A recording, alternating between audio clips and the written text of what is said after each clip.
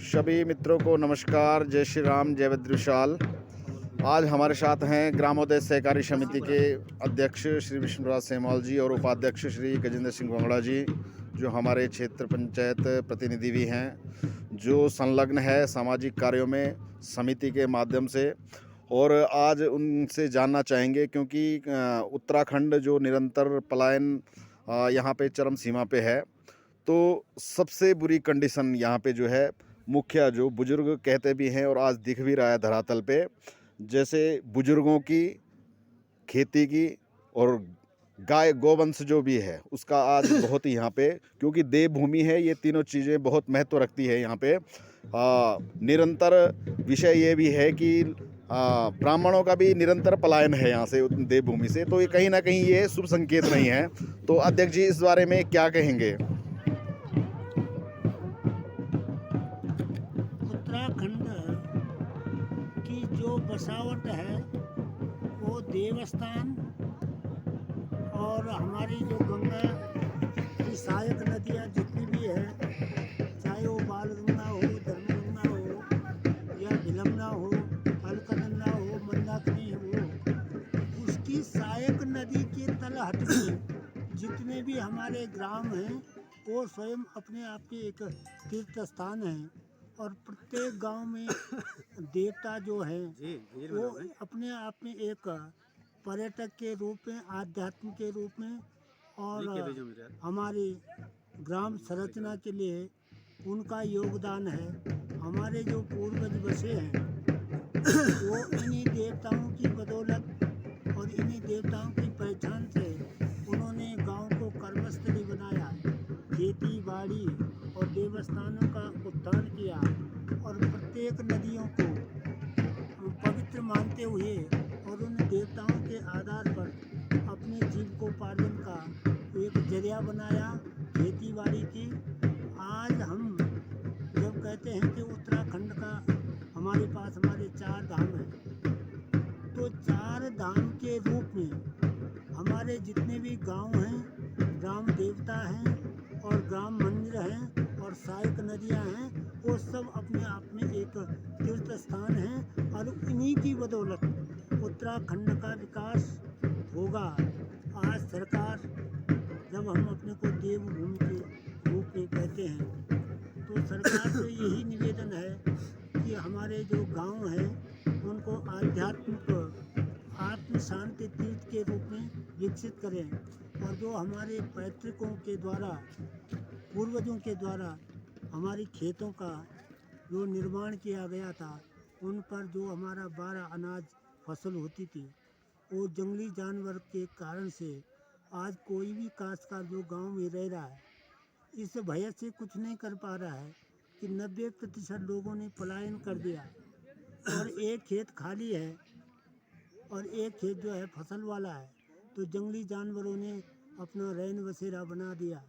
तो मैं सरकार से निवेदन करूंगा कि भेड़ पेड़ मेड़ और ये जो तीर्थ स्थान, देवस्थान और गांव के हमारे देवता हैं, इन्हीं के केंद्र बिंदु को मानते हुए यदि यहाँ का विकास होगा तभी जो है वो उत्तराखंड का पलायन भी रुकेगा। नंबर 1, हमारे पास सरकारी नौकरी में जितने भी चौकीदार होते थे, नहरों के जेलदार होते थे, PWD में डेली गैंग होती थी, जंगलात में चौकीदार होते थे, तो प्रत्येक गांव में एक एक व्यक्ति जब सरकारी कर्मचारी होता था तो गांव का पलायन में एक बहुत बड़ा प्रोत्साहक होता था। आज दुर्भाग्य से आज हम 24वें वर्षगांठ उत्तराखंड की मना रहे हैं, किंतु आज सबसे ज़्यादा पलायन इसी 24 साल में हुआ।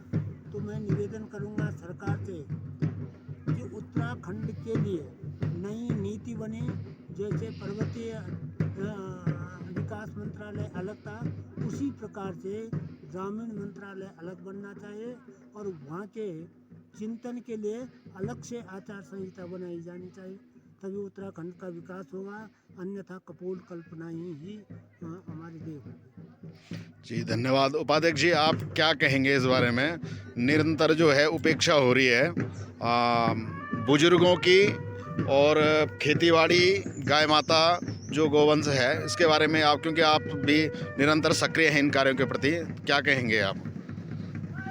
और हमारे पूर्वजों ने, जो हमारे पूर्वज है, उन्होंने अपने पशुपालन, खेतीबाड़ी या रिंगाल की जैसी चटाई, स्वेटर इत्यादि पर अपने परिवार का जीवन यापन किया। और आज स्थिति ऐसी हो गई है कि पशु भी ख़त्म हो चुके हैं, रिंगाल का जो धंधा था वो भी चौपट हो गया है।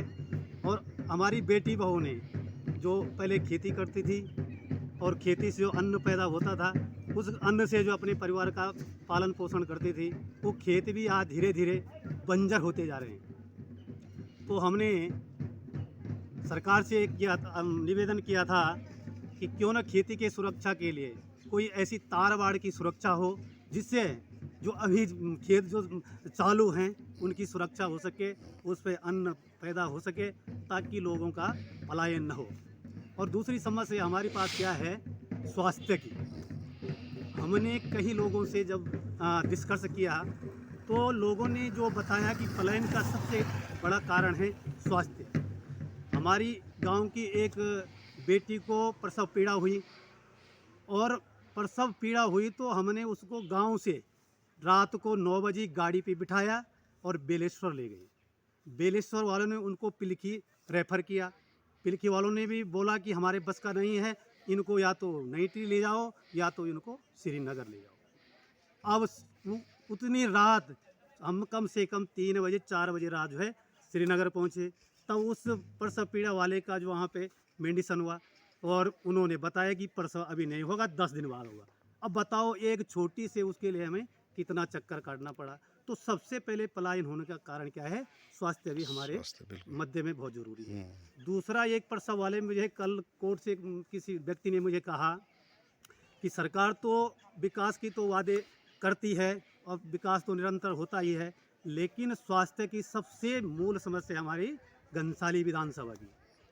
मैंने विधायक जी से भी ये बात कही थी कि स्वास्थ्य के लिए आप जो है सबसे पहले, और चीज़ तो विकास होता रहता है लेकिन स्वास्थ्य बहुत ज़रूरी है। तो उसने भी मेरे से यही कहानी लगाई कि बंगुड़ा जी, हम तो यहाँ से बेलेश्वर गए, बेलेश्वर वालों ने पिलखी भेजा, पिलखी वालों ने नईटी भेजा, और नईटी वालों ने उसको कहाँ भेजा, नरेंद्र नगर। और नरेंद्र नगर पे उसका जो है तब टेस्ट हुआ, उसके मेडिसन हुआ। तो ये बहुत स्थिति खराब है क्षेत्र की। तो मैं ये सरकार से निवेदन करता हूँ कि खेती की सुरक्षा और स्वास्थ्य की सुरक्षा, शिक्षा, स्वास्थ्य, ये बहुत ज़रूरी, मानी पलायन रोकने का मुख्य कारण ये है। तो मैं ज़्यादा न कहते हुए आप सभी इस पर विशेष ध्यान रखेंगे और ज़रूर जो है इसको जी सब तक पहुंचाएंगे। जी बिल्कुल, बहुत बहुत धन्यवाद अध्यक्ष जी। दूसरी बात ये थी, मेरा अपना सवाल ये भी था कि निरंतर पलायन के कारण जो है कहीं ना कहीं खालीपन है गांव में, घरों में 1-2 ही लोग हैं, कहीं पे ज़्यादातर बुजुर्ग हैं। तो जो बुजुर्गों का ये अकेलापन है, जो बुजुर्गों की अनदेखी है, इसको आप कैसे देखते हैं? मतलब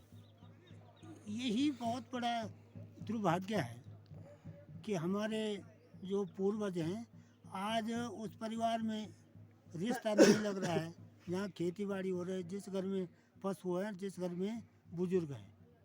तो आज सबसे पहले अपनी बुजुर्गों की सुरक्षा व्यवस्था कैसे हो। आर्थिक रूप से व्यक्ति समृद्ध हो गया है, किंतु भावना से व्यक्ति कंगाल होता जा रहा है। जो भावनात्मक संवेदनाएं हैं वो खत्म होती जा रही है। और तब ये आत्ममंथन करना पड़ता है कि हम देवभूमि के रहने वाले, हमारे अंदर देवत्व है कि नहीं है।